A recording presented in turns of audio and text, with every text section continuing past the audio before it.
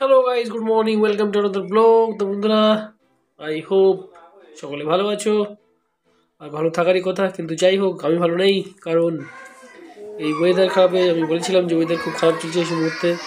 আর এই সময়ে তাই চোখে ফুলের রেণু বা কিছু গিয়ে আবার চোখে সেই লাল হয়েছে। মাঝখানে একবার হয়েছিল, ডাক্তার দেখাতে হয়েছে আমাকে, আবার সেই পরিস্থিতি তৈরি হয়েছে।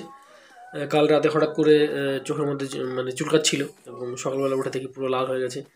আর এখন সন্ধ্যায় আমি এডিটিং করছি, এটা ভয়েস ওভার দিচ্ছি, এই সময়টা তো পুরোপুরি লাল হয়ে আছে। আমি এখন চশমা ব্যবহার করছি, দেখতে পাচ্ছ।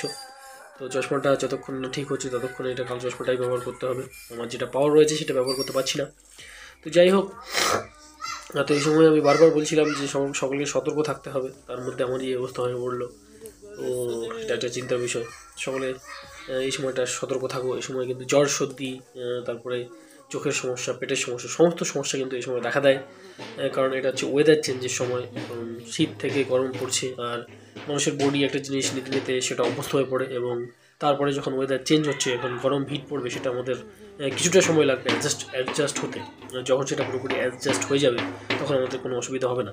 কিন্তু এই মুহূর্তে সেটা কিছুদিন আমাদের মতে মোটামুটি 15 থেকে 20 দিন বা 1 মাস হতে পারে।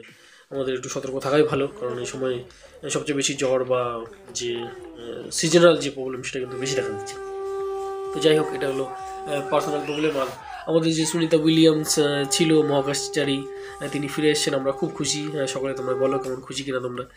আমরা তো খুব খুশি, অসাধারণ একটা ব্যাপার। আমাদের ভারত পৃথিবীর ইতিহাসে এমন একটা ঘটবে আমরা কল্পনা করেছিলাম, সেটা সম্ভব হয়েছে। তো আমাদের কাছে একটা বিশাল ব্যাপার এটা, কারণ একজন মহাকাশচারী ফিরে এসেছেন, একজন না দুজন সম্ভবত, যদিও আমি নিউজটা সঠিকভাবে পড়তে পারিনি একটু ব্যস্ততার কারণে। তো বিশাল একটা ব্যাপার, নিউজটা সকালবেলা দেখলাম শুধু হেডলাইনটা। তো ফিরে এসেছেন তারা এখন, বিশাল ব্যাপার। যাই হোক, ভবিষ্যতে হয়তো মহাকাশে আমরা মানুষ পাড়িও দেবে, এরকম কিছু একটা ব্যাপার হবে। যাই হোক, তো এটা একটা বিশাল ব্যাপার।